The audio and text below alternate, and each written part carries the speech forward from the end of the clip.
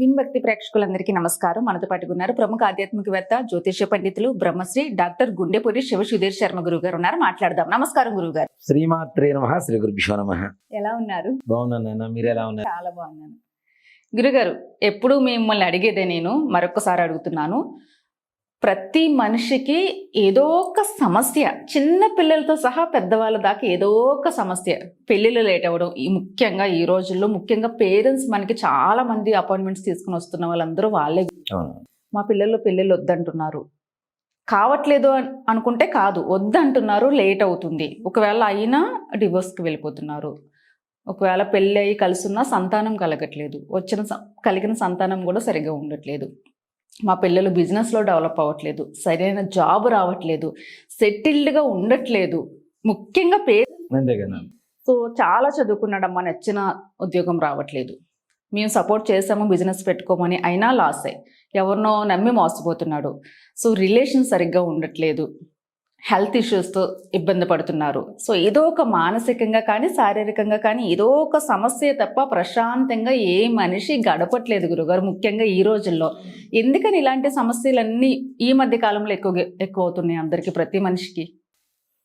నన్న ఒక మాట చెప్తాను. ఇప్పుడున్న పరిస్థితుల్లో ప్రతి మనిషికి ఒక బాధ, ఏదో ఒక ప్రాబ్లం.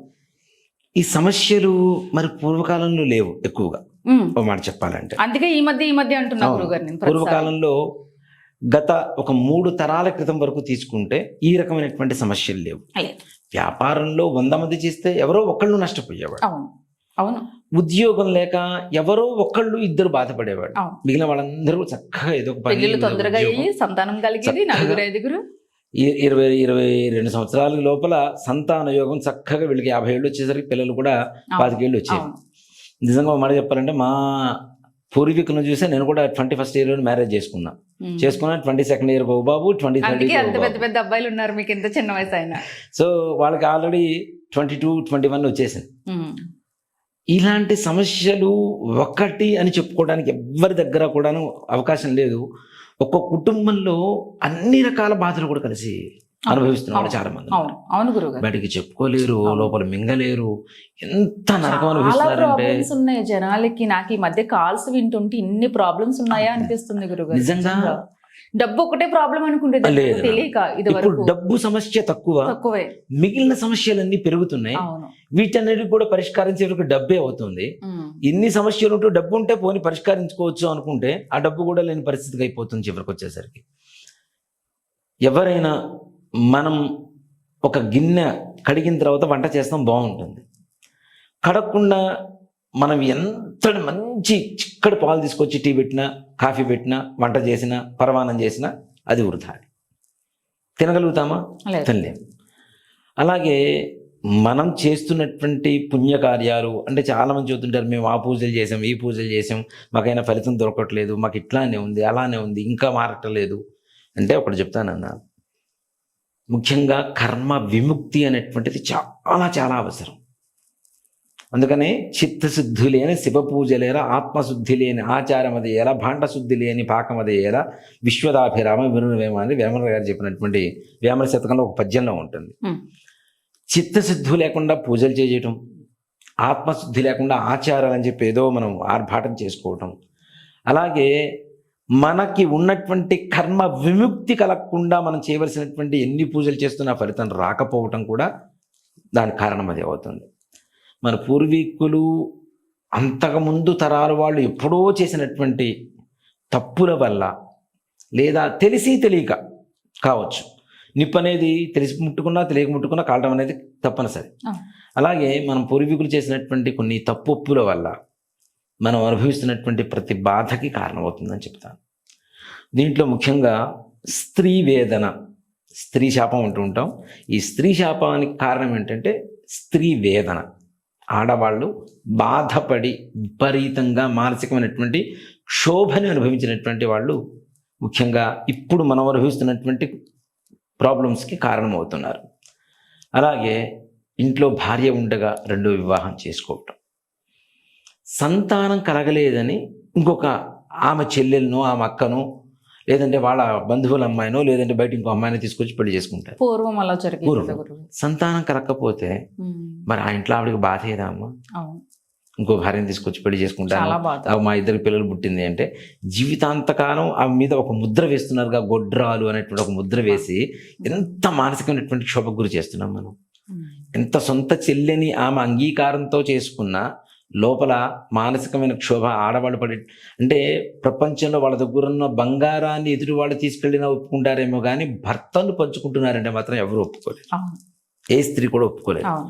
దాన్ని ఇప్పుడు చెబుతున్న భాషలో పొసిసివ్నెస్ అంటుంటారు చూడండి. అప్పట్లో ఒక చిన్న వయసులో పెళ్లి చేసేవాళ్ళు, బాల్య వివాహాలు. అవును. ఆ తదుపరి కాలం మారుతున్న కొద్దీ 18 ఏళ్ళు వచ్చిన తర్వాత వివాహం చేశారు. అవును. చిన్న వయసులో వివాహం చేసి, అంటే రజిస్ట్రాపూర్వకం బిఫోర్ మెచ్యూర్ మ్యారేజ్ చేసి మెంటల్గా ఇతన్ని భర్త అని చెప్పి మెంటల్గా ఫిక్స్ చేసిన తర్వాత అమ్మాయి కాపురానికి వచ్చిన తర్వాత సంతానం కలగలేదనో లేదంటే అత్తగారు పోట్లు పడలేకుండా ఆత్మహత్య చేసుకోవడము, లేదంటే వీళ్ళు హత్య చేయడము, లేదంటే ఏ రకమైనటువంటి బాధలు అనుభవించడము, పిల్లలు పుట్టలేదని చెప్పి అందరూ తలా ఒక మాట మాట్లాడటము. దానికి కారణం ఇద్దరిలో లోపం ఉండొచ్చు, అది తెలుసుకోకుండా మేము వేరే వాళ్ళని చేసుకుంటాం. అలా సంతానం కలక ఇంకో వాళ్ళని చేసుకున్న వాళ్ళు ఉన్నారు. ఈ లెక్కన ఏంటి, ఈ ఇద్దరిని బాధ పెడుతున్నట్టే. ఒకళ్ళని బాధ పెడితేనే మహాపాపం రా అంటే ఇంకో ఆమెను చేసుకొని ఆమెను బాధ పెడుతూ ఉంటారు.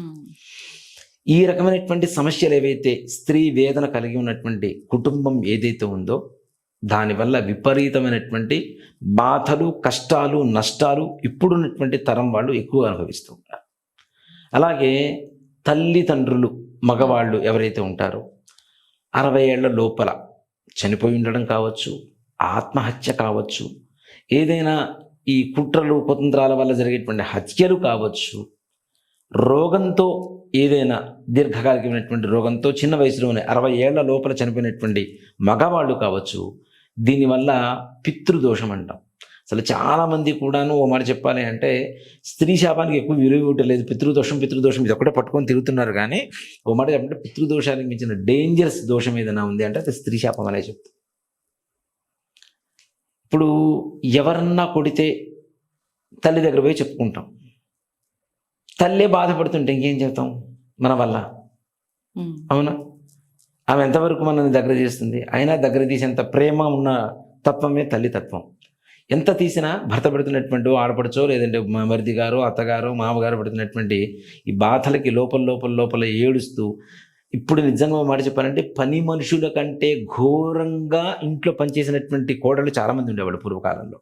పొద్దున 4 గంటలకి లేస్తే అందరూ లేచే ముందు ఈవిడ నిద్ర లేవాలి. అందరూ తిని పడుకున్న తర్వాత మొత్తం గిన్నెలు మొత్తం కడుక్కొని అప్పుడు ఆవిడ పడుకోవాలి. మళ్ళీ పొద్దున్న అందరు లేచే ముందు ఈవిడ లేవాలి. ఇప్పుడు నన్ను కంఫర్ట్స్ కూడా అప్పుడు లేవు కదా. ఇప్పుడు మిషన్లు లేవు, ఏమీ లేవు. ఇప్పుడు ఇంట్లో అందరూ పూర్వకాలంలో కుటుంబం పెద్దగా ఉండేది, 15 మంది 20 మంది. 20 మందికి ఇడ్లీ వేసి పెట్టాలంటే ఎంత పిండి రుబ్బాలి, దోశలు వేసి పెట్టాలంటే ఎంత పిండి తయారు చేసుకోవాలి, పూరీలు చేయాలంటే ఎంత పిండి వత్తాలి, ఎన్ని కేజీలు పిండి వత్తాలి కదా. మరి ఎంత కష్టపడాల్సి ఉండేది. అంత కష్టపడుతున్న వాళ్ళను కూడా మానసికంగా బాధ పెడుతూ ఉంటే వాళ్ళ శారీరకంగా వాళ్ళు దాన్ని ఆనందంగా ఆహ్వానిస్తారు. నా కుటుంబం కోసం నేను చేస్తే తింటున్నారు, నేను చేసిన తిని నన్ను మెచ్చుకుంటున్నారని ఆనందంగా భావిస్తుంటారు. అలాంటి అది బయటికి కూడా చెప్పుకోరు, పుట్టింటికి పోయి కూడా చెప్పుకునేవాళ్ళు కాదు, ఆవిడే భరించేది. అలాంటి వాళ్ళని కూడా ఇంకా మానసికంగా మనం క్షోభ పెడతామంటే ఎంతవరకు కరెక్ట్ ఉంటుంది? ఇట్లాంటి వాటి వల్ల, అలాగే మన ఇంట్లో ఉండే దేవుళ్ళను కావచ్చు, మన చుట్టుపక్కల ఉండేటువంటి జీవరాశుల్ని కావచ్చు, వాటిలో ముఖ్యంగా గోవుని, గోహత్యా పాతకం అంటాం. ఆవు చనిపోవడానికి కారణమైన, ఆవుని చంపిన వాళ్ళైనా, ఆవుని హింసించినా సరే గోహత్యా పాతకం అనేది చుట్టుకుంటుంది. అలాగే దాన్ని బ్రహ్మహత్యా పాతకం కూడా అని పిలుస్తూ ఉంటాం. అంటే ఇవన్నీ కూడాను బ్రహ్మహత్యా పాతకంతో సమానమైనటువంటి ఇవన్నీ. కానీ ఆడవాళ్ళని బాధ పెట్టడం బ్రహ్మహత్యా పాతకం కంటే కూడా ఇంకా ఘోరమైనటువంటి పాపం. ఆ పాపం ఫలితమే ఇప్పుడు మనం అనుభవిస్తున్న కష్టాలు. వీటిల్లో వివాహం కాకపోవటం, వివాహమైనా సఖ్యతగా ఉండలేకపోవటం, సఖ్యతగా ఉంటే సంతానం కలగడం, సంతానం కలిగితే కలిగిన సంతానం ఆరోగ్యవంతంగా ఉండకపోవడం, ఆరోగ్యవంతమైనటువంటి సంతానం కలిగిన భార్యాభర్తలు కలిసి ఉన్న కొన్ని రోజుల తర్వాత పిల్లవాడు అమ్మాయో మూర్ఖత్వానికి లోనవుతూ వాదన చేస్తూ, వాదనకి ప్రతివాదన చేస్తూ, వాళ్ళకి మాత్రమే ప్రపంచం అన్నీ తెలుసు, తల్లిదండ్రులకి ఏమీ తెలియదు, పక్క వాళ్ళకి ఏమీ తెలియదు, నేను మాత్రమే చాలా ఇంటెలిజెంట్ అనుకుంటూ 10 మందితో మోసపోతూ తల్లిదండ్రులను మోసం చేస్తూ బయట జరిగేటువంటి ఇవన్నీ కూడా తెలియకుండా వీళ్ళని మోసం చేస్తూ ఉండేటువంటి ఒక శాడిజమైనటువంటి ఒక సైకో మెంటాలిటీ ఉండేటువంటి పిల్లలు పుట్టడం. ఓకే, ఇవన్నీ కాదు, వివాహమైంది, మంచి సంతానం కలిగింది, పిల్లలు మంచి బుద్ధితో ఉన్నారు, మంచిగా చదువుకున్నారు, చదువుకున్న వాడికి సరైన ఉద్యోగం రాకపోవడం, వచ్చిన ఉద్యోగంలో ప్రమోషన్స్ రాకపోవడం, అలాగే వ్యాపారం చేస్తున్న వాటిల్లో అంటే ఇప్పుడు నిజంగా ఒక మాట చెప్పాలంటే వ్యాపారం అంటే ₹1 పెడితే ₹1 సంపాదించడం వ్యాపారం కాదు నా దృష్టిలో. ₹100 పెట్టి ₹1 ఎవడు సంపాదిస్తాడో వాడు వ్యాపారస్తుడు కదా. అంతేగా. తల్లిదండ్రులు అయినా సరే తల్లిదండ్రులు కోట్ల కోట్లు పెట్టుబడి పెట్టి వ్యాపారం చేస్తుంటారు. మొన్న మధ్య ఒక ఆవిడ వచ్చింది, కొడుకు ఏ వ్యాపారం పెట్టినా లాసే, ఏ వ్యాపారం పెట్టినా లాసే, ఇప్పటికి ₹18 కోట్ల అప్పు చేశారు కొడుకు కోసం. ఆవిడ వేదన ఎంత వేదన ఉంటుంది. ఎక్కువ తల్లిదండ్రులే గురుగారు బాధ. నిజంగా మన ఎక్కువ తల్లిదండ్రులే. నేను ఈ మధ్య కాల్స్ మాట్లాడుతుంటే నాకు అర్థమవుతుంది. వ్యాపారంలో నష్టం రావటం, చేసే వృత్తిలో సరైనటువంటి గుర్తింపు లేకపోవటం, ఎంత కష్టపడ్డా కూడా అనుకున్న పని సరైనటువంటి సమయానికి వాళ్ళు అనుకున్న సమయానికి ఆ సంకల్పం నెరవేరకపోవటం, వీళ్ళు అయిపోతుంది ఇది తెల్లవారితే మన పని అయిపోయింది, మొత్తం మన చేతికి వచ్చేసింది అనుకునేటువంటి ఆ తెల్లవారిన తర్వాత ఏదైతే ఉంటుందో కంప్లీట్ మళ్ళీ 0 లెవెల్కి వచ్చేస్తుంది, మళ్ళీ కష్టం ప్రారంభమవుతుంది. ఈ నిజంగా ఉన్నవాళ్ళు ఒక రకం, అసలు లేని వాళ్ళు ఒక రకం. Lower middle class, upper middle class ఉంటారు చూడండమ్మా, మధ్య తరగతి కుటుంబం వాళ్ళు ఆ స్థాయి చూపించుకోలేక, దిగజారినటువంటి పరిస్థితి బయటికి చెప్పుకోలేక నలిగిపోతారు. మధ్యలో ఎంత నలిగిపోతుంటారు, అంత నలిగిపోతుంటారు నాన్న. నేను బెస్ట్ ఎగ్జాంపుల్ ఇస్తుంటా, చాలా మంది కూడాను 1 నుంచి 9 వరకు వెళ్తున్నారు, 0 నుంచి 9 వరకు వెళ్తున్నారు. ఈ 10 ఏమో అందట్లేదు వీళ్ళకి, ఈ 9th లోనే ఉంటున్నారు, 9th లోంచి ఉన్నట్టుండి మళ్ళీ 0కి వస్తున్నారు. చూసే జనాలకేమో వీళ్ళు 10th పొజిషన్ తీసేసుకున్నారు, 100% సక్సీడ్ అయిపోయారు, వీళ్ళు మంచి హైఫైలో ఉన్నారు అనుకుంటున్నారు. కానీ వీళ్ళేమో 10th అనేది పొజిషన్ అందుకోవట్లేదు, ఎప్పటికి ఇన్ని రోజులకు అందుకోలేని పరిస్థితి. అందరిని ద్రాక్ష అంటాం కదా, అలానే ఉండిపోతుంది. జనాలకేమో 9th స్టేజ్లో ఉన్న స్టేజ్ చూపించలేక, 0లోకి వచ్చినటువంటి పరిస్థితి బయటికి చెప్పుకోలేక, ఈ మధ్యలో దీన్ని మెయింటైన్ చేయడానికి ఎంత నలిగిపోతున్నారో మధ్యతరగతి కుటుంబీకులు. నిజంగా చెప్పడానికి అలవగానే అంత కష్టమైనటువంటి పని. డబ్బులు లేవు, కానీ ఆ స్థాయికి వచ్చిన తర్వాత సమాజంలో ఎవరైనా తగ్గలేము. ఆ స్థాయికి వచ్చిన తర్వాత బ్రతకనివ్వరు జనాలు, చుట్టాలు. వెంటనే ఇప్పుడు ఒక్కడే చెప్తానన్న, ఒక ₹1,00,00,000 సంపాదించాడు, నష్టపోయాడు. ఈ ₹1,00,00,000 సంపాదించినప్పుడు మంచి చెప్పులు వేసుకొని మంచి బట్టలు వేసుకొని తిరిగాడు. అరే లేవు కదా, నేను మామూలు బట్టలు వేసుకొని తిరుగుతాను అనుకుంటే వీడిని బతకనివ్వరు. మొత్తం ఆరిపోయింది, వాడికి పైసా ఇవ్వద్దు, ఏమి హెల్ప్ చేయొద్దు, వాడు వేస్ట్ ఫెలో అని చెప్పి ఒక బ్రాండ్ వేసేస్తారు. దానివల్ల ఏమవుతుంది, వీళ్ళు భయపడుతున్నారు. ఆ 9th స్టేజ్లోనూ 9th స్టేజ్లో లేకుండా, అంటే 0 స్టేజ్లో ఉండి కూడా 10th స్టేజ్ని చూపించాల్సిన ఆవశ్యకత ఏర్పడుతుంది. ఆటోమేటిక్గా అప్పులు కూడా అయిపోతాయి కదా. ఆటోమేటిక్గా అంతే కదా. ఒక టెంపుల్లో ఉండే ఒక పూజారి తీసుకుందాను నాన్న, ఇప్పుడు నువ్వు ఒకళ్ళ దగ్గర 100 కోట్లు ఉన్నాయి, 100 కోట్లు మొత్తం పోయింది, 0కి వచ్చేసాడు. 100 కోట్లు ఉన్న సంగతి మాత్రమే పురోహితుడికి తెలుసు, పూజారి గారికి. టెంపుల్ ఏదైనా అవసరం ఉంటే వాళ్ళ దగ్గర పోయి అడుగుతాడు కదా, ఆయన లేదు అని చెప్పలేడు, నేను ఇవ్వలేని పరిస్థితిలో ఉన్నాను ఆయన చెప్పలేడు, ఇవ్వలేడు. ఏం చేయాలి? ఇవ్వాలి అంటే ఎక్కడో చోట అప్పు తీసుకొచ్చి ఇవ్వాలి. ఇలా ఒక ఫాల్స్ ప్రెస్టేజెస్ ఉంటాం కదా, దాంట్లో బ్రతుకుండే వాళ్ళు చాలా మంది ఉన్నారు. నిజంగా అలాంటి వాళ్ళు చాలా ఇబ్బందికరమైనటువంటి పరిస్థితులు ఎదుర్కొంటున్నారు. ఇలాంటి పరిస్థితులు రావటం, అలాగే వీటన్నిటికీ మనం చాలాసార్లు చెప్పుకుంటూ ఉంటాం, మనం చేసేటువంటి కర్తవ్యం కరెక్ట్గా చేయాలి. ఒక కొడుకు కబడితే కొడుకు, కూతురు కబడితే కూతురు, ఆ కర్తవ్యం అనేది కూడా సరిగా చేయాలి. దీనికి ఒక చిన్న ఎగ్జాంపుల్ నేనైనా ఒక చోట చదివాను. ఒక ఆవిడ ఆవు దగ్గరికి వెళ్ళి పండ్లు పెడుతుందిట, అది తింటలేదు, దూరంగా పోతుంది ఆవు. ఇప్పుడు బలవంతాన్ని పెట్టకపోతే గట్టి కోపం వచ్చేసి కుమ్మేసి వెళ్ళిపోతుంటే పక్కన ఎద్దు వచ్చి అడిగిందిట, ఆవిడ అంత ప్రేమగా నీకు అట్టి పండ్లు పెడుతుంటే ఎందుకు తినలేదు నువ్వు అని అడిగిందిట. ఇవాళ ఏకాదశి, ఆడ ఉపవాసం చేసింది, భర్తను ప్రేమగా చూడదు, పిల్లల్ని బాధ్యతగా చూడదు, అత్తమామల్ని గదిలో పెట్టేసి తాళం వేస్తుంది, వాళ్ళకి సరిగా అన్నం పెట్టదు. ఈవిడ లేచేది ఉదయం 10ంటికి, స్నానం చేసేది 11ంటికి, దీపారాధన చేసేది 12ంటికి, వాళ్ళందరికీ భోజనాలు పెట్టేది 2ంటికి. ఈమె మనిషిగా పుట్టి ఒక ఇంటికి కూతురుగా, ఒక ఇంటికి కోడలుగా, ఒక పిల్లలకి తండ్రిగా, తల్లిగా, ఒక తనకి భార్యగా, అత్తామామలకి కోడలుగా పుట్టిన తర్వాత ఈమె చేయవలసినటువంటి ఏ రకమైనటువంటి కర్తవ్యాలు చేయకుండా ఆవిడ చేసిన పాపాలన్నీ కూడా పోవాలి, ఏకాదశి రోజున ఆవు పండు పెడితే పోతుందని ఒక ఉద్దేశంతో ఇక్కడికి వచ్చింది. కాబట్టి ఆవిడ పెట్టిన పండు నేను తినలేదు అని చెప్పింది రావు. ఎంత బాగుండింది కదా కదా. కాబట్టి అంటే మన కర్తవ్యం మనం చేస్తూ చేయాలి. నేను మొన్న మధ్య ఏదో రుణబాధలు తొలిపోవడానికి అని చెప్పి పెట్టాను. పెడితే ఒక ఆవిడ నాకు ఫోన్ చేసింది, గురుగారు నేను చేశాను ఇంకా నా అప్పులు తీరలేదు అని. అంటే మీరేం చేస్తుంటారమ్మా అన్న. నేనేం చేయను గురుగారు, ఇంట్లో ఉంటానంది. ఇంట్లో ఉండి అప్పులు తీరాలంటే ఎట్లా తీరుతుందమ్మా? కర్తవ్యం, నువ్వు ఏదైనా పని చేస్తున్నావు, అందుకు అప్పు చేసావు, లేదా అప్పు చేశారు మీ వారు ఏమైనా ఉద్యోగం చేస్తారా? ఆయన కూడా ఏం చేయటం లేదండి. ఏం చేయకుండా అప్పులు ఎట్లా తీరుతాయి? నువ్వు చేయవలసినటువంటి మన కర్తవ్యం మనం చేస్తూ ఏదైనా దైవాన్ని నమ్ముకుంటే తప్పనిసరిగా దైవానుగ్రహం ఉంటుంది. అలా చేయకుండా నేను ఇంట్లో కూర్చొని ఇది చేసేసాను అయిపోవాలి అంటే అది అయిపోదు. నువ్వు కష్టపడాలి, అప్పు తీర్చడానికి నీ ప్రయత్నం చేయాలి. చేస్తున్న పని కానటువంటి వాళ్ళ కోసం చెప్పాను, కానీ నీలాంటి వాళ్ళ కోసం చెయ్యొద్దు అని చెప్పేశాను. అంతేగా మరి, అంతే కదా. మీలాంటి వాడు చేయాల్సిన అవసరం కూడా లేదమ్మా అని చెప్పాను.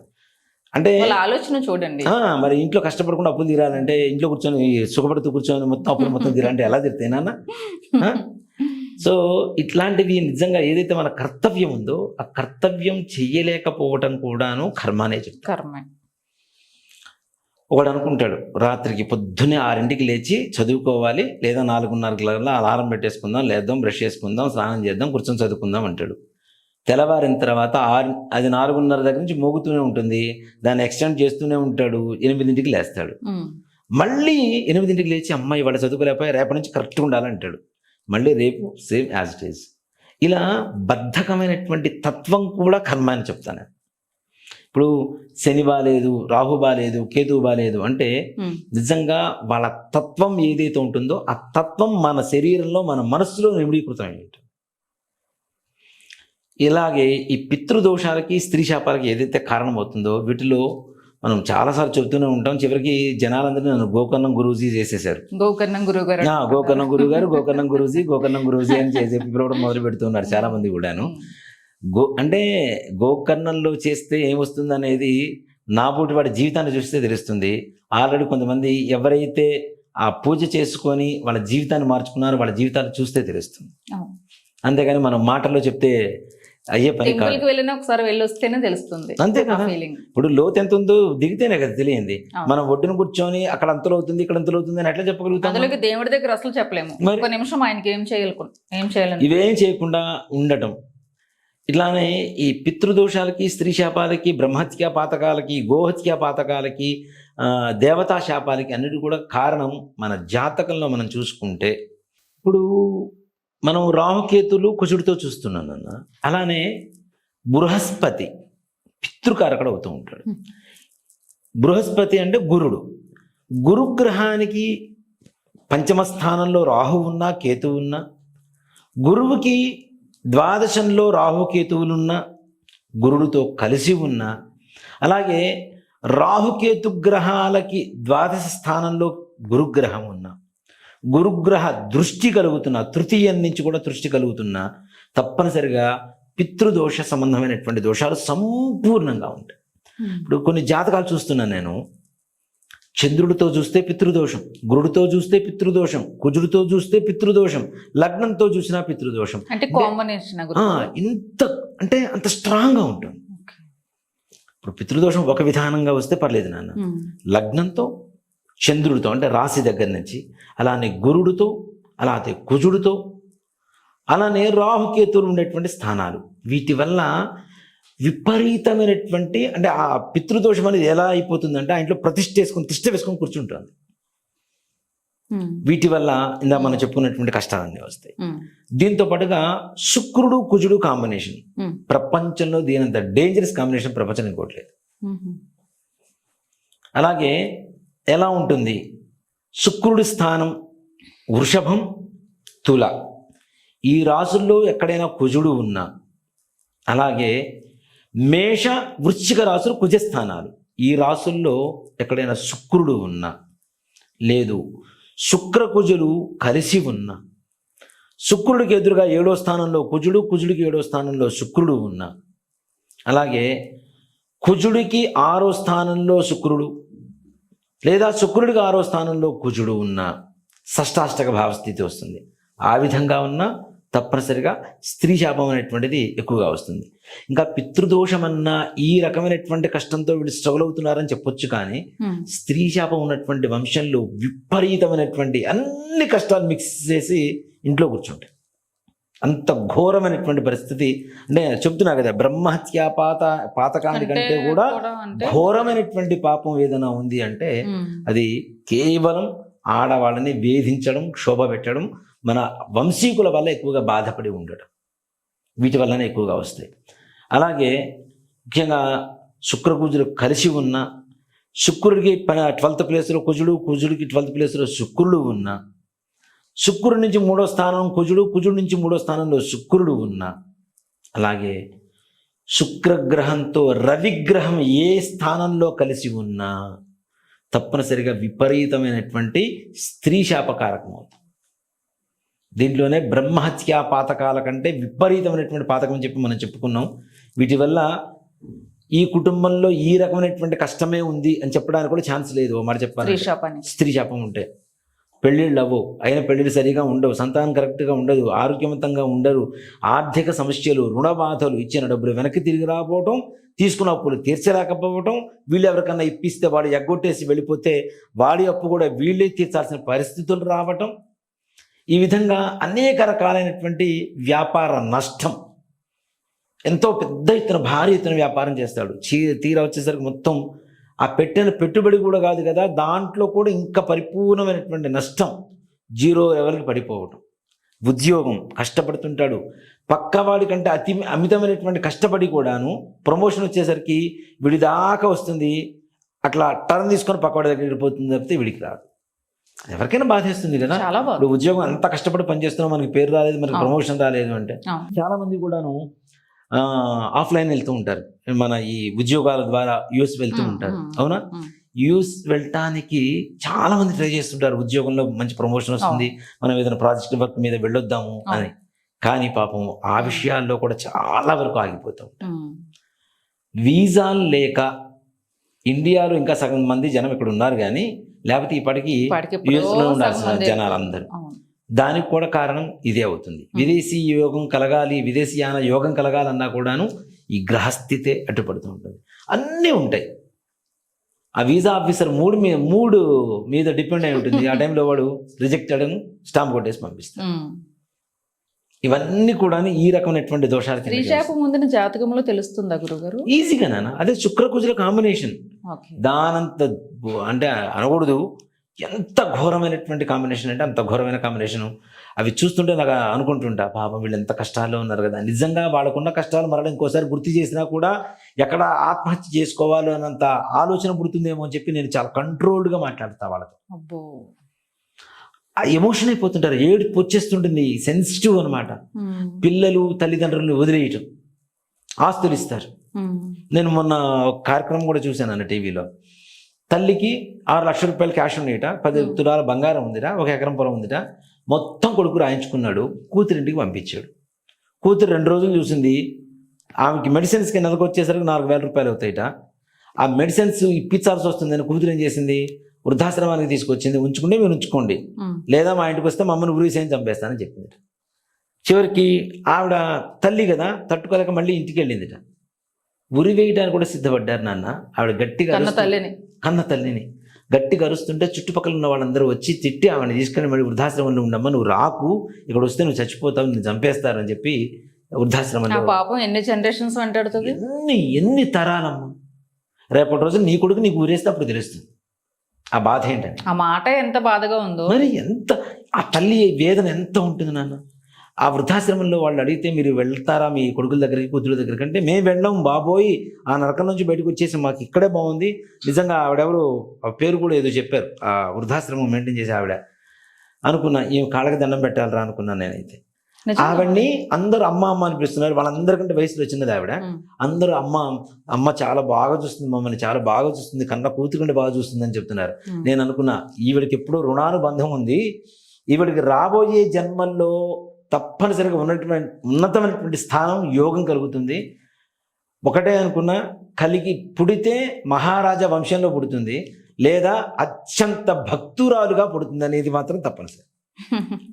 నెక్స్ట్ జన్మని కూడా అంచనా వేసేసారు చూడండి. తప్పనిసరిగా నాన్న. మరి ఇంతమందికి ప్రేమను పంచుతుంది, వాళ్ళ ప్రేమను ఆమె ఇచ్చేస్తుంది, తీసుకుంటుంది. అలాంటి వాళ్ళకి నిజంగా చెప్తున్నాను, మరలా జన్మ అంటూ ఉండకూడదు, జన్మ రాహిత్యం కలగాలి. ఒకవేళ జన్మ కలిగినా ఆవిడ మహారాజా గారి ఇంట్లో అన్నా పుట్టాలి, అంటే రాజవంశీకులు ఆ స్థాయిలో ఉండేటువంటి వాళ్ళ ఇంట్లో అన్నా పుట్టాలి, లేదా అత్యంత భక్తురాలుగా అయినా సరే ఆమె జన్మనెత్తడం అనేది ఖచ్చితంగా జరుగుతుంది. అలాంటి తల్లిదండ్రులను మనం చూడలేకపోవడం, విదేశానికి వెళ్ళడానికి మనం ఎంత ప్రయత్నించినా కూడాను అక్కడ ఆగిపోవాల్సిన పరిస్థితులు రావడం, యూనివర్సిటీలో సీట్ వస్తుంది, అక్కడ వీసా రాదు, ఏం చేస్తారు? ఎంత బాధేస్తుంటుంది కదా. ఆ యూనివర్సిటీలో ఈజీగా వచ్చేస్తుంది, కొంతమంది కష్టపడినా రావట్లేదు అస్సలు. నాకు తెలిసిన ఒక అమ్మాయి నాన్న 6 సార్లు ప్రయత్నించి 7వ సారి ఎండింది చివరికి. 6 సార్లు ప్రయత్నించడం సామాన్యమైన గజనీ మహమ్మద్ దండయాత్ర ఒక మాట చెప్పాలండి, అవునా? కాబట్టి అలాంటి పరిస్థితులు ఎక్కువగా ఎదుర్కొంటున్నటువంటి యువత అక్కడికి వెళ్ళిన తర్వాత సరైనటువంటి ఉద్యోగం లేకపోవడం, పార్ట్ టైం జాబ్స్ చేస్తుంటారు మన వాళ్ళు, ఆ జాబ్స్ లేక తల్లిదండ్రులు ఇక్కడి నుంచి పంపించలేక, వెళ్ళాక అక్కడ సెటిల్ అవ్వడం అనేది పెద్ద, అక్కడ ఉద్యోగం లేకపోతే ఇక్కడి నుంచి తల్లిదండ్రులు ప్రతి నెల 1,50,000 2 లక్షల నుంచి పంపిస్తూ వీళ్ళు ఇక్కడ అప్పులు పాలవుతూ, వీళ్ళ దగ్గర డబ్బులు లేకపోయినా తీరా ఇంత అయిపోయిన తర్వాత కొడుకు ఉద్యోగం చేస్తున్నాడు, అప్పులు తీరుస్తాడు అంటే వాడేమో వీడిని వదిలేసి వాడి సుఖం వాడు చూసుకునేటువంటి పరిస్థితులు రావటం, ఇవన్నీ కూడాను ఈ స్త్రీ శాపకారకమైనటువంటి దోషాలు అవుతూ ఉన్నాయి. వివాహం చూస్తుంటారు. నా దగ్గర కొన్ని వస్తుంటాయి.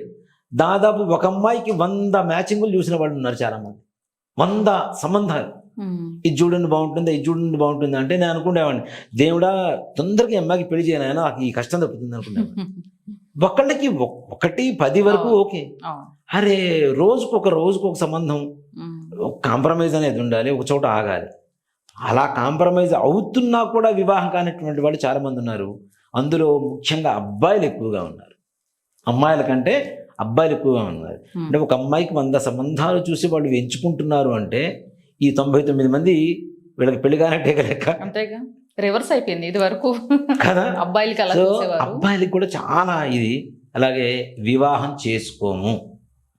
చేసుకొని పక్కవాడిని సుఖపడుతున్నాడు, నేను చేసుకోవడానికి అనే ఒక రకమైనటువంటి ఆలోచన ఎక్కువ. చాలా మంది పెద్దవాళ్ళు ఇదే ఫోన్ చేస్తున్నారు మనకి, మా అమ్మాయి పెళ్లి వద్దంటుంది, మా అబ్బాయి పెళ్లి వద్దంటున్నారు. అసలు ఎందుకు వద్దంటున్నారో తెలియట్లేదు. ఇప్పుడు నువ్వు పుట్టావంటే మీ అమ్మా నాన్నకి పెళ్ళయింది, నీకు సంతానం కలిగితే కదా తదుపరి వంశం కానీ జనాభా కానీ ఏదైనా మానవ మనుగడ ఉండాలి అంటే తప్పనిసరిగా జనాభా ఉండాలి, సంతతి ఉండాలి. మనం ఇప్పటికే హిందూ దేశంలో హిందువులు తక్కువ మంది అయిపోతున్నాం, వేరే జాతి వాళ్ళందరూ పెరిగిపోతున్నారు, మనం పెంపొందించుకుందామని చెప్పి ఆలోచిస్తున్నటువంటి సమయంలో పెళ్లిళ్ళు చేసుకోకుండా సంతానం లేకుండా ఉంటే రాను ఇంకా మనమే ఎందుకుంటాం. నిజంగానే ఒక రీసెర్చ్ సంస్థ కూడా చెప్పింది, రాబోయే కొన్ని సంవత్సరాల తర్వాత హిందూ దేశంలో హిందువులు తక్కువ మంది ఉంటారు, మిగిలిన మతాల వాళ్ళు ఎక్కువ మంది ఉంటారు అని. ఇలా చూస్తే అదే నిజం అనిపిస్తాం. ఓ మాట చెప్పాలంటే పెళ్లి చేసుకుంటే నాకు సంతానం కలిగేది.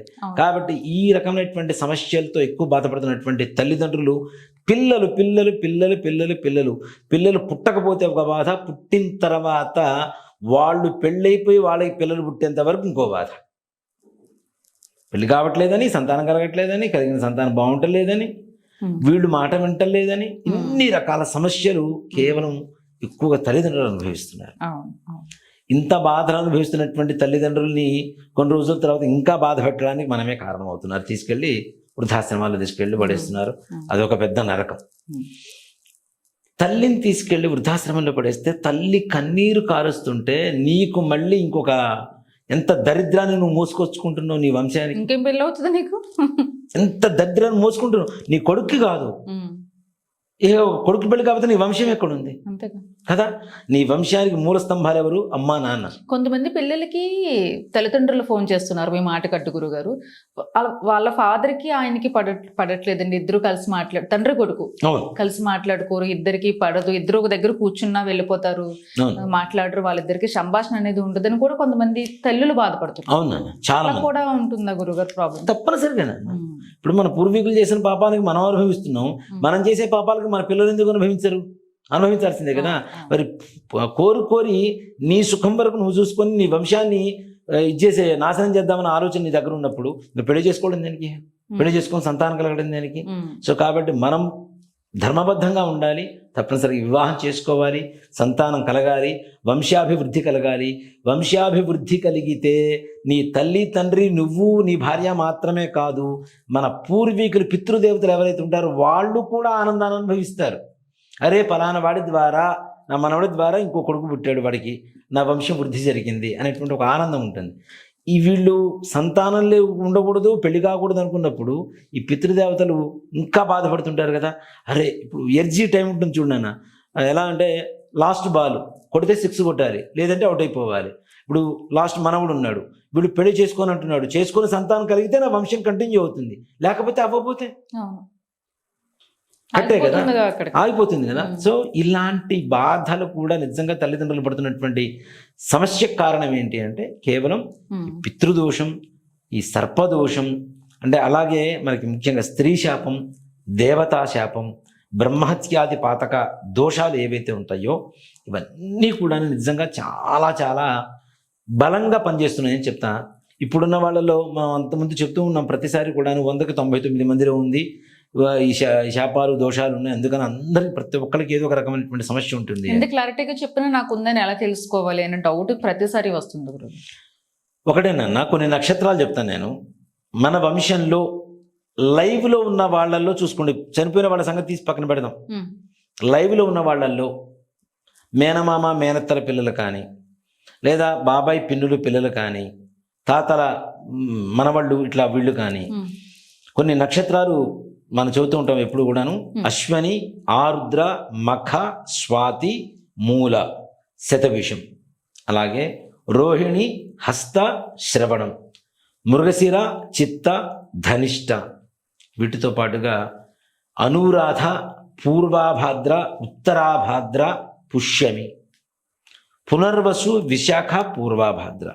ఈ నక్షత్రాలతో పాటు ఇవన్నీ కూడా నక్షత్రాలు ఒక్కొక్క నక్షత్రం తర్వాత కలిగేటువంటి జననం వల్ల ఎన్ని తరాల నుంచి దోషం వస్తుందో కూడా చెప్పుకుంటూ వెళ్ళిపోవచ్చు. అలాగే ఆశ్లేష నక్షత్ర జననం ఏ వంశంలో అయితే జరిగిందో అప్పటికి 7 తరాల క్రితం నుంచి ఈ రకమైనటువంటి దోషాలు పాపాలు మనల్ని వెంటాడుతూ ఉన్నాయని చెప్పేది మాత్రం ఖచ్చితంగా చెప్పుకోవచ్చు. అంటే ఆశ్లేష నక్షత్ర జననం జరిగిందంటే ఆ వంశంలో ఆ దోషం స్ట్రాంగ్ అయిపోయింది. చూడండి, ఎక్కువగా స్త్రీ శాపం ఉన్న వాళ్ళ ఇళ్లలో మృగశిర, చిత్త, తర్వాత ధనిష్ట నక్షత్రాలు పుడతారు నాన్న, అతి ఎక్కువగా వీళ్ళే పుడుతూ ఉంటారు. అలాగే ఆత్మహత్యలు జరిగినటువంటి ఇళ్లలో అనురాధ, పుష్యమి, ఉత్తరాభాద్ర నక్షత్రాలు పుడుతూ ఉంటారు, ఆత్మహత్యలు సూసైడ్ చేసుకున్నటువంటి వాళ్ళ ఇళ్లలో. అలాగే పితృదోషం, మగవాళ్ళు ఎవరైతే చనిపోయి ఉన్నారో ఇలాంటి వాళ్ళలో ఇందాక మనం చెప్పుకున్నట్టుగా అశ్విని, ఆరుద్ర, మఖ, స్వాతి, మూల, శతభిష నక్షత్రాలు పుడుతూ ఉంటారు. ఇక రోహిణి, హస్త, శ్రవణం, బలవన్ మరణానికి అంటే ఎవరన్నా చంపడం కావచ్చు, గాయపరచడం కావచ్చు, వాటి ద్వారా చనిపోయినటువంటి వ్యక్తులు రోహిణి, హస్త, శ్రవణ నక్షత్రాల్లో ఆ వంశంలో జననం జరుగుతుంది తప్పనిసరిగా. అంటే ఇంత క్లారిటీ ఉంది మనకి, ఈ దోషాలు వీటి వల్ల వస్తాయి అనేది. ముఖ్యంగా 60 సంవత్సరాల లోపల ఆడవాళ్ళు చనిపోయి ఉన్నా, మగవాళ్ళు చనిపోయి ఉన్నా, ఆడవాళ్ళు చనిపోతే స్త్రీ శాపం, మగవాళ్ళు చనిపోతే పితృదోషం అనేటువంటిది వస్తుంది. తద్వారా ఇప్పుడు మన యువత అనుభవిస్తున్నటువంటి, యువత వల్ల తల్లిదండ్రులు అనుభవిస్తున్నటువంటి ప్రతి కష్టానికి కారణమవుతుంది. ఇంట్లో ఆత్మహత్యలు జరిగినా కూడా పితృదోషం అన్నట్టే సంపూర్ణంగా. నేను ఒకటి చెప్తాను, BP, sugar, thyroid, cancer, heart, kidney, brain stroke ఇవన్నీ వంశపరంపరగా వస్తూ ఉంటాయి. దీంతో పాటుగా ఆత్మహత్య చేసుకోవాలన్న ఆలోచన విధానం కూడా మన పూర్వీకులు ఎవరు ఆత్మహత్య చేసుకుంటేనే మనకి వీళ్ళకి ఆలోచన వస్తుంది. అంటే సెన్సిటివిటీ, ఓకే, ఎమోషనల్. చూడండి, బయటంతా హ్యాపీగా ఉండొస్తారు, ఇంట్లోకి రాగానే సీరియస్నెస్, వీళ్ళతో మాట్లాడరు. ఒకటే మాట రెండోసారి చెప్పారంటే అది పెద్ద యుద్ధంలాగా మారిపోతుంటుంది. అది ఆడపిల్లలు కావచ్చు, మగపిల్లలు కావచ్చు. తల్లిదండ్రులు ఒరే దేనికి అట్లా పని చేస్తావు, అట్లా ఎందుకు చేస్తున్నావురా, వద్దురా నాయన, అంతటితో కట్ అయిపోవాలి, వద్దురా నాయన, నా ఎక్స్ట్రా వాళ్ళు కూడా రాకూడదు మళ్ళీ వాళ్ళకి. వచ్చిందంటే హెచ్ ఎప్పుడు ఇంతే అని చెప్పి సెలబగలు కొడతాడు, బయటికి వెళ్ళిపోతాడు. చివరికి వీళ్ళు ఏమనుకుంటున్నారంటే ఇట్లా మాట్లాడితే లేనిపోతే వాడు సెలబగలు కొడుతున్నారు, 10 సార్లు కొనాల్సి ఉంటే 10 లక్షలు పెట్టి మనం కొనాల్సి వస్తుంది, దేనికి వచ్చిన బాధ మనం లేదంటే ఏదైనా గమ్మున చేసుకుంటాడేమో. నిజంగా ఇంట్లోంచి చెప్పకుండా వెళ్ళిపోయి పిల్లలు ఎంతమంది ఉన్నారు. అవును. ఒక మనిషి ఇంట్లోంచి వెళ్ళిపోయిన తర్వాత 14 సంవత్సరాల పాటు వేచి చూడాలి. 14వ సంవత్సరం లోపల రాకపోతే వాళ్ళకి కర్మ చేయాలి తప్పనిసరి. అక్కడ ఉన్నాడో లేదో తెలియకపోతే తప్పనిసరిగా ఒక పిండితో బొమ్మను తయారు చేసి చితిని పేర్చి దహన సంస్కారాలు చేసి తప్పనిసరి కర్మ చేయవలసి ఉంటుంది ఇంట్లో ఎవరు వెళ్ళిపోయినా. అలాగే పెద్దలకి తద్దినాలు దినాలు చేస్తుంటాం, తద్దినాలు పెడుతుంటాం ప్రతి సంవత్సరం కూడా. తద్దినాలు పెట్టకపోయినా కూడా పితృదోషం వస్తుంది తప్పనిసరి. మరి అంతే కదా నాన్న. ఇప్పుడు పుట్టినరోజు వచ్చింది నాన్న, మంచిగా స్నానం చేసి మంచి బట్టలు కొనుక్కొని మంచిగా తయారై బయటికి వెళ్తాం. అలాగే చనిపోయినటువంటి వాళ్ళకి చనిపోయిన తిథి రోజున ఆ కొడుకు ఇచ్చేటువంటి తిలతర్పణం కోసం, పిండ ప్రదానం కోసం ఎదురు చూస్తూ ఉంటారట. ఎదురు చూస్తున్నటువంటి వాళ్ళని నిరాశపరిస్తే మనకి పితృదోషమే కదా. తద్దినాలు పెట్టకపోవటం, తర్పణాలు వదలకపోవటం, చావులు. ఇప్పుడే ఎవరైనా చనిపోయి ఉంటారు, చనిపోయి ఉన్నప్పుడు వాళ్ళు మన ఇంటికి వచ్చి ఉంటారు. ఇప్పుడున్న యూత్ అంటే వాళ్ళకి మనకి సంబంధాలు లేవులే, తెంచుకున్నాం, వీడు వెళ్ళాడు, ఇంకా దానికి సంబంధం లేదని వదిలేస్తున్నాడు.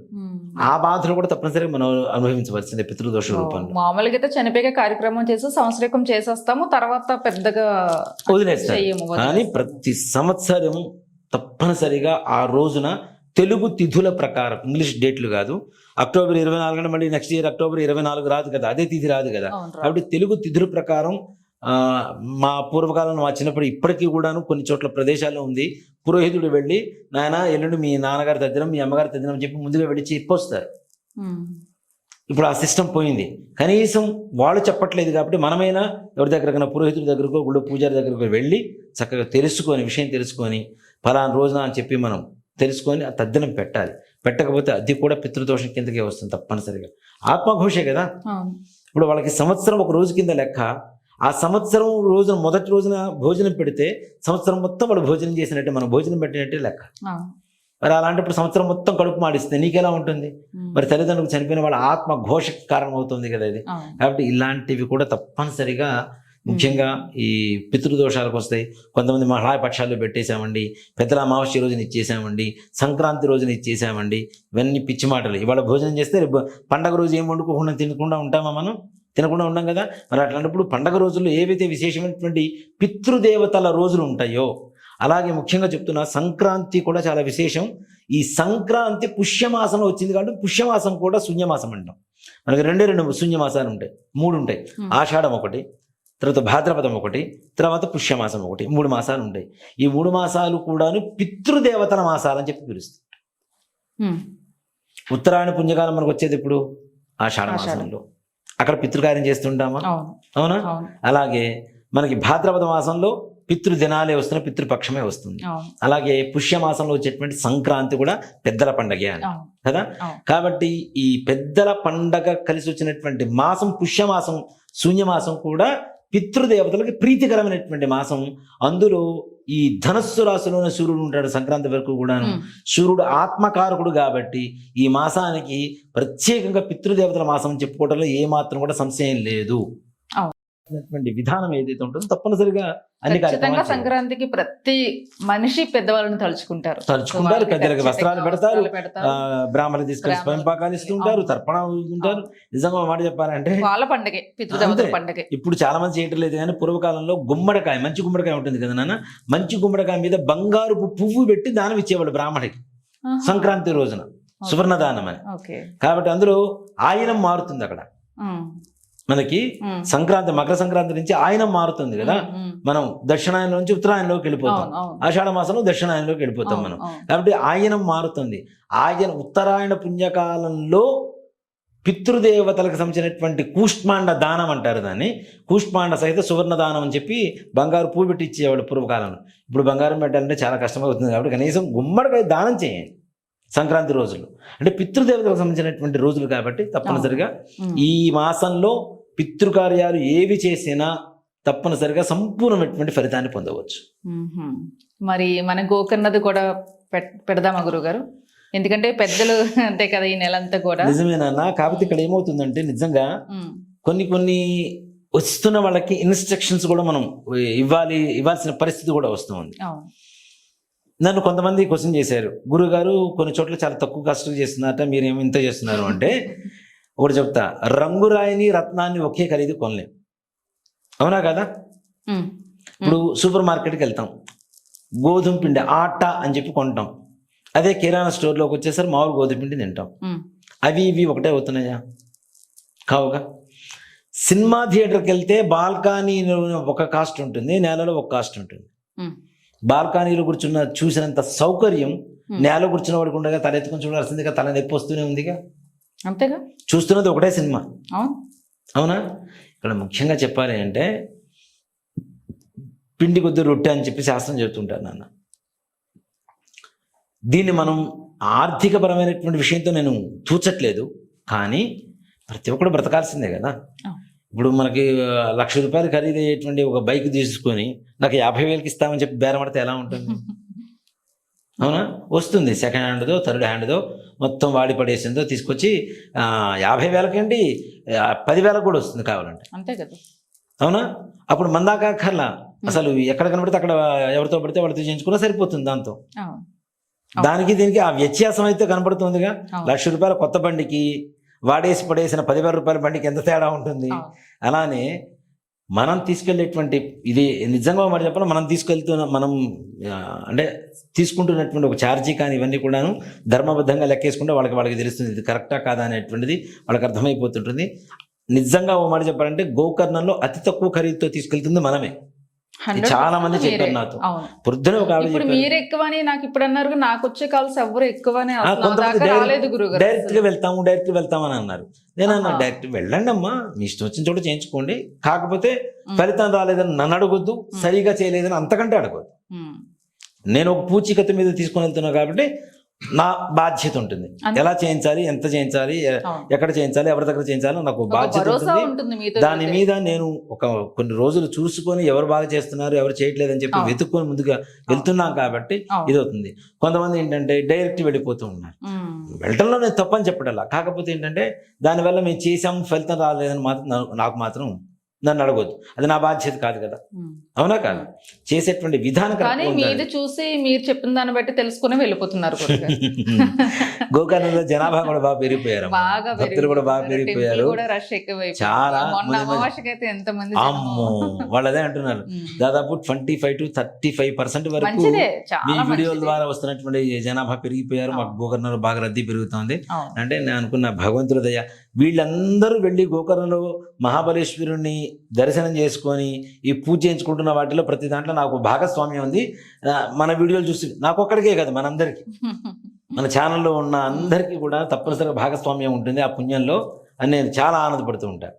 కాబట్టి ఎవరైనా వెళ్ళాలి అనుకుంటే వెళ్ళండి, దాంట్లో మాకు అభ్యంతరమే లేదు. కానీ ఒక బాధ్యతగా ఒక చోట ఫలానా చోట బాగా చేస్తారని చెప్పి మనం ఎంచుకున్న తర్వాత తీసుకుని వెళ్తున్నటువంటి సందర్భం కాబట్టి తప్పనిసరిగా రాండి.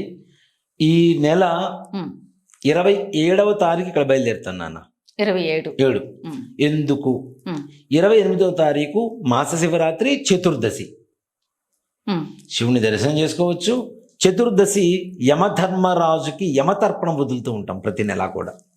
కాబట్టి మృత్యుదేవతకు సంబంధించినటువంటివి, మృత్యు దోషాలు కోసం పోసేటువంటివి కాబట్టి తప్పనిసరిగా 28వ తారీఖు రోజున కొన్ని పూజలు, అందులోనూ మొత్తం ఒకటే రోజు తీసుకెళ్లి చేయించాలంటే కూడా కష్టం అవుతుంది, ఎక్కువ మంది అవుతున్నారు. దానివల్ల తొక్కిసలాట పెరుగుతూ ఉంటుంది, జనాభా పెరుగుతూ ఉన్నారు. కాబట్టి ప్రశాంతంగా వెళ్దాం. 29వ తారీఖు మళ్ళీ అమావాస్య కాబట్టి 28వ తారీఖు కూడా బయలుదేరుతాం కొంతమంది ఇక్కడ నుంచి. 27వ తారీఖు బయలుదేరి 28 పూజ, 28 బయలుదేరి 29 కొన్ని పూజలు. అమావాస్య అంటే పితృకార్యం తప్పనిసరిగా. మొత్తం శూన్యమాసం పుష్యమాసం అంతా కూడా వాళ్ళ మాసం, నెలలో వాళ్ళని మనం తలుచుకోవడము, వాళ్ళకి కార్యక్రమం చేయడం అనేది అదృష్టం కాబట్టి నిజంగా పుష్యమాసంలో చేయించుకోవడం అంటే ప్రతి మాసానికి ఒక ప్రత్యేకత ఉంటుంది. గురుగారు మీరు చెప్తూనే ఉన్నారు, మేము వస్తూనే ఉన్నాం, చాలా మంది చేయించుకుంటున్నాం. మన తిథుల్లోనే పెడతారు కాబట్టి గురుగారు అది ప్రత్యేకమైన తిథి. నిజంగా ఓ మాట చెప్పాలంటే రేపు 10వ తారీఖు 11వ తారీఖు పెడదాం అనుకున్నాం, కానీ భగవంతుడు వద్దని చెప్పేశాడు. వద్దు అని చెప్పి మీ నోటి నుంచే పలికిచ్చాడు. నా మీద పెట్టారు. అయ్యో నెట్టడం అని కాదు, చెప్తున్నాను. సంక్రాంతి పండుగ అందరు హడావుడిగా ఉంటారు, అక్కడి నుంచి రావడం వెంటనే మళ్ళీ పండుగ చేసుకోవాలంటే కూడా కష్టంగా ఉంటుంది. కాబట్టి అందులో అదే చెప్తాను నాన్న, ఇప్పుడు మీ నోట్ల నుంచి వచ్చిందా నా నోట్ల నుంచి వచ్చిందా అంటే భగవంతుడి సంకల్పం ఏదైతే ఉంటుందో అది నెరవేరక తప్పదు. అవునా? మీరైనా నేనైనా ఆయన చెప్తేనే చెప్తాం, లేదంటే లేదు. ఒకటే మాట. ఇవాళ రోజున మనం ఇట్లా కూర్చొని మాట్లాడుకుంటున్నామన్నా ఈ వీడియోలు చూసి మనకి గోకర్ణం వరకు వచ్చి పూజలు చేయించుకుంటున్నాము అనే జనాలు వస్తున్నా తప్పనిసరిగా అది భగవంతుడి ఆ మహాబలేశ్వరుడి సంకల్పం తప్పితే ప్రపంచంలో మరొకటి లేదు, మరొకటి లేదు, మరొకటి లేదు. దాంట్లో అనుమానమే లేదు. మళ్ళీ ఇంకోటి కూడా చెప్తాను, నా వీడియోస్ చూస్తున్నారన్నా, నాతో కాల్ మాట్లాడినా, నన్ను కలిసినా, ఎవ్వరు ఎన్ని రకాల అసత్య ప్రచారాలు చేసినా తప్పనిసరిగా మీకు పితృదోషమో, స్త్రీ శాపమో, దేవతా శాపమో, బ్రహ్మహత్యా పాతకమో ఉంటేనే మీ ఇంట్లో ఈ కష్టాలు ఉన్న వాళ్ళకి మాత్రమే నా వీడియో కనెక్ట్ అవుతుంది. తప్పనిసరిగా నాతో మాట్లాడాలని ఒక తపన వస్తుంది, నన్ను కలవాల్సిన పరిస్థితులు వస్తాయి. అలాగే ముఖ్యంగా గోకర్ణ వచ్చి మోక్షనారాయణ బలి చేయించుకునేటువంటి సంకల్పాన్ని సుధీ శర్మ కాదు, రమగారు కాదు, ఇంకెవరు కాదు, సాక్షాత్తు శివుడు మీ పట్ల అనుగ్రహించి మీకు సంకల్పం చేస్తే మీరు వస్తారు, చేయించుకుంటారు, కర్మ విముక్తి జరుగుతుంది, వెంటనే అనుగ్రహం వస్తుంది, వెంటనే పనులు అవుతాయని చెప్పి నేను చెప్పను. కానీ దాదాపుగా 7-8 నెలల తర్వాత మాత్రం ఇప్పుడు అనుభవిస్తున్నటువంటి ఏ కష్టాలు మాత్రం వాళ్ళు దరి చేరవు. ఈ కష్టాల భారం నుంచి బయటపడతారు అనేది మాత్రం సత్యం, సత్యం, సత్యం, పునఃసత్యం. భగవంతుడు వచ్చి చెప్పినట్టుంది గురుగారు. నిజంగా అంత క్లారిటీగా చెప్పారు. ఖచ్చితంగా ప్రాబ్లమ్స్ క్లియర్ అవుతాయా ఎన్ని రోజులని కూడా చాలా మంది అడుగుతున్నారు గురుగారు. ఇప్పుడు మీరు దానికి కూడా క్లారిటీ ఇచ్చారు. 7 months. అవునన్న, 7-8 months నాన్న. నేను 1 year అని చెప్తున్నాను అందరికి, కానీ 7-8 months తర్వాత తప్పనిసరిగా దాని ప్రభావం స్టార్ట్ అవుతుంది.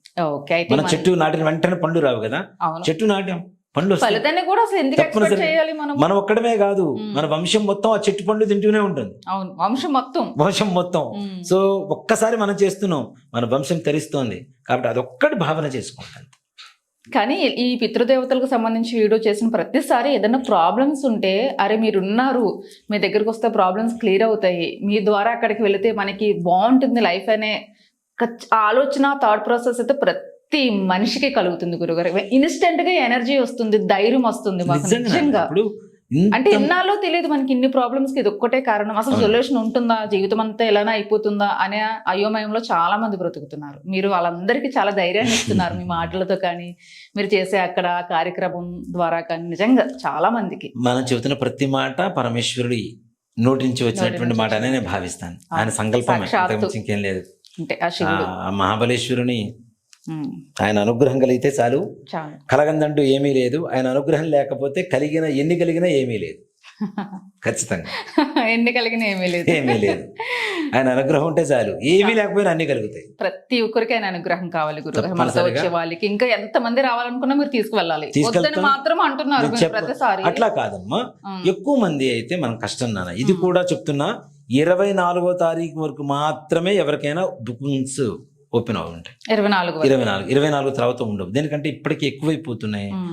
పెద్ద వాళ్ళందరూ ఫోన్ చేసి మీ మాట కట్టు మళ్ళీ లాస్ట్ టైం 2 బస్సులు కాకపోతే 3 బస్సు కూడా పెడదాం నాన్న అని మీరు నాతో చెప్పారు. ఆ 4 బస్సు కూడా అయిపోయాక 3 బస్సులు అన్నారు కదా గురుగారు, మీరు ఎందుకు తీసుకోవట్లేదు బుకింగ్స్ అని నా మీద గొడవ 4 బస్సులు అయినాయి కదా, అయిపోయినాయి అప్పటికే అయిపోయి. అదే నేను చెప్తున్నా, దయచేసి అంటే అప్పుడప్పుడు హడావుడి పడకండి జనాలు. ఏం చేస్తున్నారు లాస్ట్ లోనే మాకు కావాలి అంటే ఎవరిని తీసుకోలేకపోతున్నారు. కాదు, ముందు తప్పనిసరిగా ముందుగా చెప్పండి, బుక్ చేసుకోండి, రాండి.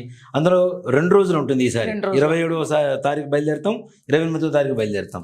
28 పొద్దున పూజ ఉంటుంది, 29 పొద్దున పూజ ఉంటుంది. అమావాస్య రోజున, చతుర్దశి రోజున 2 రోజులు పూజలు ఉంటాయి. కాబట్టి త్వరపడండి, కాకపోతే హడావుడి పడకండి. దయచేసి చిన్న అసౌకర్యాలు ఏమన్నా ఉన్నా కలిగినా దయచేసి మేము కావాలని చెప్పి ఎవరికి అసౌకర్యంగా ఉండాలి అని అనుకోము.